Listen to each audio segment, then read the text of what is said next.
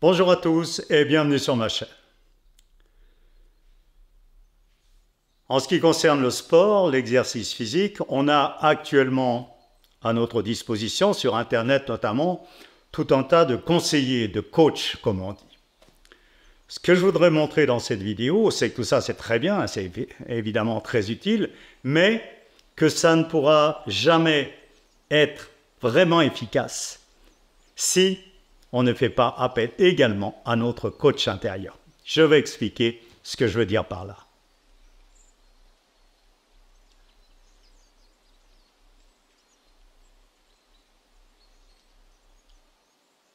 Actuellement, le sport est en vogue, l'exercice physique d'une manière plus générale, que ce soit au niveau de la compétition, hein, pour les plus jeunes, j'allais dire, ou bien au niveau du sport santé, auquel on s'intéresse quand on est un peu plus âgé, on va dire. Donc, des tas de formes différentes, hein, de la compétition avec pour objectif la performance, hein, plus ou moins haut niveau, et puis donc ce sport, ces exercices physiques plus doux, ce sport de moins grande intensité qui n'a pas le même but, un but de plaisir ou un but de maintenir sa santé. Les conseils qui sont donnés, donc, sont donnés sous forme de programme, comment faire, avec quelle progressivité, etc., cherchent de plus en plus à être individualisés, c'est-à-dire un programme pour une personne donnée ou pour une catégorie de personnes données. Ça veut dire, au niveau le plus pointu, j'allais dire, de la compétition, par exemple, donc des programmes d'entraînement, on va donner certaines indications, hein, à partir de tests sur le fonctionnement de son corps, des tests de vitesse, d'endurance, capacité cardio-respiratoire, etc., etc. Et puis à partir de là, donc le coach va établir un programme individualisé en tenant compte de toutes ces données personnelles. Pour le sport santé qu'on pratique à partir d'un certain âge, eh bien, là aussi, ça sera moins pointu, mais des indications d'âge, surtout on donne des indications souvent par tranche d'âge. Le poids, les antécédents, les problèmes de santé, les fragilités articulaires, etc. Et puis à partir de là, effectivement, on pourra donner des conseils plus adaptés à tel ou tel cas particulier. Et puis il y a la technologie, bien entendu, on est au siècle de la technologie. Pour les athlètes, même qui ne sont pas de très haut niveau, c'est le cardio-fréquence-mètre, donc qui pendant l'effort mesure la fréquence cardiaque. Hein.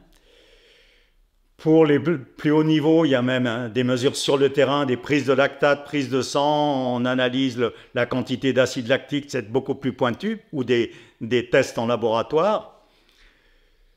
Pour le randonneur du dimanche, eh bien, il y a la montre connectée qui se vulgarise aussi, qui donne des indications sur des données de l'organisme à ce moment-là. Voilà, donc on a quand même des instruments à notre disposition. Et bien, malgré tout ça, ça ne marche pas toujours comme on voudrait, comme ça devrait, entre guillemets, marcher. Chez les athlètes, même de très haut niveau, donc ce contrôle, il est très pointu. Il y a des blessures. Avant les championnats du monde d'athlétisme, récemment, c'était l'hécatombe en équipe de France. Et des athlètes, pourtant, qui suivent avec tous les moyens technologiques du monde. Et là, ça marche jusqu'à un certain point. Et puis, pour la personne qui fait du vélo, pour s'entretenir ou de la marche, eh bien, chez telle personne, ça marche très bien, sans problème. Chez telle autre, le lendemain, il a du mal à récupérer, il y a des courbatures. Et chez une même personne, d'un jour sur l'autre, ça marche moins bien. Chez les athlètes, pareil. Un programme qui a bien marché à un moment, super, on a battu son record, on essaye de réappliquer, ça ne marche pas. Ah. Donc, les paramètres qui rentrent en ligne de compte, tous nos moyens ne parviennent pas à les cerner tous, sans compter de l'état psychique. Un jour, vous avez le moral, un jour, vous ne l'avez pas. Et le corps, il n'a pas le même rendement. Et ça, le programme d'entraînement, il a du mal à en tenir compte. Par contre, il y a un coach qui est capable de connaître tous ces paramètres, tous, y compris ceux dont on n'a même pas conscience. C'est le corps. Le corps, lui, c'est exactement. hein, ce qu'il lui faut, ce qu'il lui faut pas, jusqu'où il peut aller, sans que ça soit nuisible, sans que ça soit contre-productif dans l'effort, par exemple, alors qu'on a tant de mal. Référence aux blessures que j'ai fait il y a 2 minutes. Voilà. Donc, on va dire, dans un premier temps, suivre ses sensations. Hein? Mais, pour le randonneur du dimanche, j'allais dire, c'est relativement facile, le conseil, il est simple. Vous partez, vous avez programmé, il y a les copains qui attendent. Si au bout de 10 minutes, vous sentez que ça ne va pas, rentrer chez vous. Ça serait contre-productif. Il faudra du temps pour récupérer, beaucoup plus que... Voilà. Pour l'athlète de haut niveau, c'est plus complexe. Et même pour le randonneur, c'est difficile de savoir si cet effort que je fais pour aller jusqu'en haut de la montagne, il est profitable ou si c'est trop. Voilà. Donc, le seul qui puisse nous renseigner, c'est la sensation. Par contre, il y a un problème, c'est que le corps sait, bien sûr, mais la communication ne se fait pas forcément à 100%. C'est-à-dire que moi, je ne ressens pas forcément ces besoins. Ça dépend d'une personne à l'autre, évidemment, mais globalement. Il n'y a pas de montre connectée qui va nous indiquer, hein, voilà, avec assez de précision, du moins. Donc, il n'y a pas 36 solutions. Mais il est possible en même temps, il y a une solution. Donc, c'est ce dont je voudrais parler maintenant. Il y en a une, c'est de resensibiliser son corps, hein, qui fait que ces demandes vont être beaucoup plus pressantes et que du coup qu'on sera informé de moment en moment, en temps réel, comme on dit. Voilà.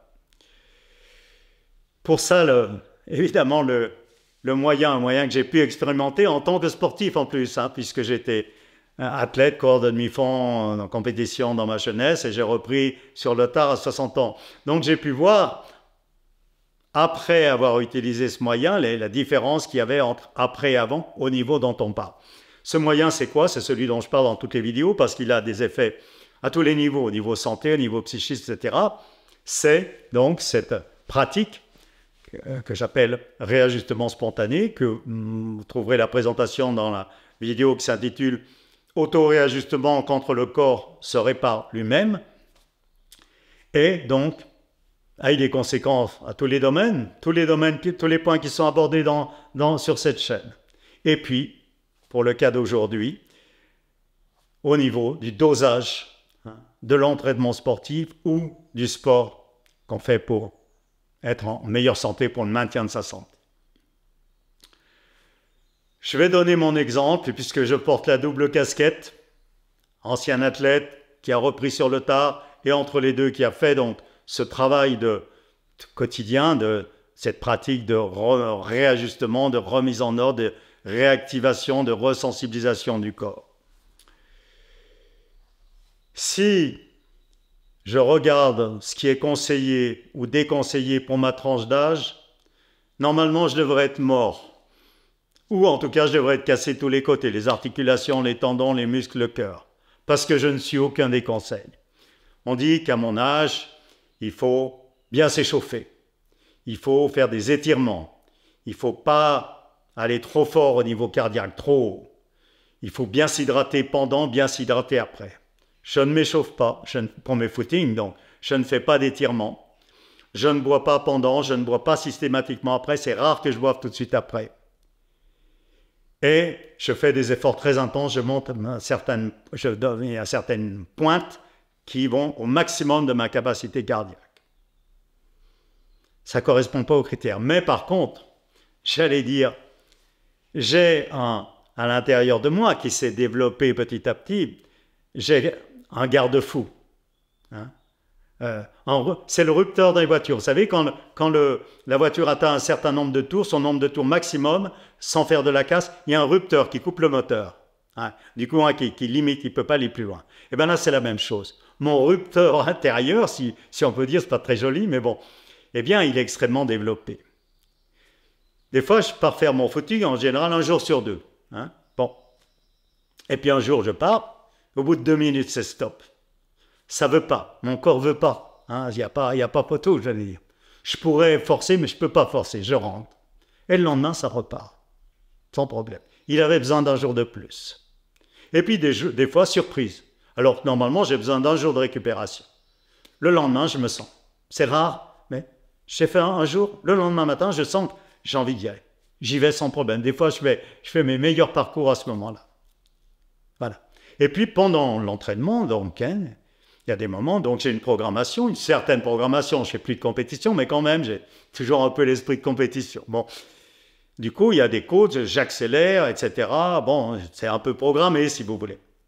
Mais le corps, ok, tu programmes, mon grand, mais moi, j'ajuste à ton état du jour. Ben, la côte, elle se fait moins vite. Elle se fait moins vite, c'est pas moi qui décide. La récupération, elle se fait plus longuement. Le corps redépart un peu plus tard qu'à d'habitude. Voilà. Et du coup, ces résultats, ben, il n'y a jamais d'overdose, j'allais dire. Il n'y a jamais, il ne dépasse jamais ce qu'il peut supporter. Du coup, c'est très profitable. Même en ayant redémarré très tard, les progrès se font, continuent. Il n'y a aucun problème, hein, même au niveau cardiaque, ce que je disais qui n'était pas mon point fort, qui était ma faiblesse. Voilà. Et puis en plus, j'allais dire, à ce moment-là, quand on a fait ce travail de réajustement progressif, on dispose d'une autre arme, si je peux dire. J'aime pas trop le mot arme, mais enfin, d'un autre moyen en plus, hein, par rapport aux personnes dont l'organisme est moins réactif, c'est la réparation. Pendant les séances de réajustement spontané, donc encore une fois, je renvoie à la vidéo, le corps déclenche de lui-même les réactions exactement qu'il faut pour tel ou tel problème. Il sait exactement quel est le problème, il sait exactement ce qu'il faut faire. C'est ce qui se passe pour un entraînement sportif. S'il y a un problème au niveau tendon, ça m'est arrivé, le corps se lève de lui-même et il fait l'étirement. Vous allez me dire, oh ben ça on le fait tous, oui, mais lui il le fait exactement à la bonne intensité, à la bonne durée, avec le bon nombre de répétitions. Si vous faites un étirement, vous poussez un tout petit peu trop, au lieu de vous assouplir, vous vous raidissez, parce que le corps se défend. Si vous le faites un peu trop longtemps, ça va être contre-productif, ça va accentuer le problème. Si vous le faites juste comme il faut, ça va régler le problème. C'est ce qui s'est passé pour moi avec une tendinite. D'après les médecins, je ne pouvais pas y couper, il fallait opérer. Elle s'est réparée toute seule. Et également, autre exemple, je disais que le cœur n'était pas mon point fort quand j'étais jeune athlète. Eh bien, il y a un moment, pendant les séances, il y avait des rétentions de souffle à poumon plein, spontanément. Et je savais, pour avoir pratiqué le yoga, on nous disait « Faites attention, ça peut être dangereux pour le cœur ». Eh bien là, quand je sentais une fatigue cardiaque, ça me soulageait immédiatement. Ce qui peut être profitable si c'est juste au bon dosage, la bonne intensité, la bonne durée, le bon nombre de répétitions, eh bien ça peut être nuisible si un de ces paramètres n'est pas complètement juste. C'est là où on dit un exercice extérieur, c'est bien, mais le même exercice peut être bon, bénéfique ou nuisible selon l'intensité, selon, etc. Tous ces critères.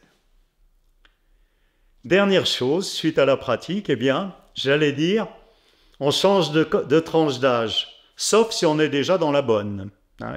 C'est pas la baguette magique du rajeunissement à tout prix. Mais par contre, souvent, on vieillit trop vite. L'immense majorité d'entre nous. Ça veut dire quoi? Eh bien, on s'en rend compte justement suite à la pratique. Une personne de 40 ans fait la pratique, et un jour, elle m'envoie un mail en me disant il s'est passé quelque chose. Bon, elle pratiquait déjà depuis quelque temps, d'extraordinaire pour moi. Jamais j'ai pu courir de ma vie. Même quand j'avais 20 ans, j'étais tout de suite essoufflé. Elle fait la pratique, le corps, donc, je ne sais pas ce qu'il fait, mais il fait ce qu'il faut. Et elle dit, là, j'ai pu courir 3 quarts d'heure sans problème. Inexplicable. Elle avait retrouvé ses capacités normales de son âge. Elle ne les avait pas. Quand elle avait 20 ans, elle n'avait pas les capacités. Une autre personne, même chose, me dit à la suite de la pratique, à 40 ans, je suis plus souple qu'à 20 ans. C'est pas normal, entre guillemets. Simplement, à 20 ans, elle n'avait pas la souplesse normale d'un corps de 20 ans. Et à 40 ans, elle a retrouvé la souplesse normale d'un corps de 40 ans. Voilà. Dernier exemple, pour conclure. Une personne, une femme de plus de 60 ans, un tout petit peu plus, qui pratique un art martial. Et qui est physique, donc. Elle était déjà souple avant, mais maintenant, elle dit que ça dépasse l'imagination. Quand elle fait les exercices d'assouplissement, les jeunes de 25 ans, ils tirent la langue, j'ai envie de dire, mais comment elle peut faire, etc. Même chose au niveau de l'intensité, elle fait un stage d'une semaine très intensif pas de problème de fatigue, de récupération, pas plus que les autres en tout cas, qui ont 25 ans. Voilà.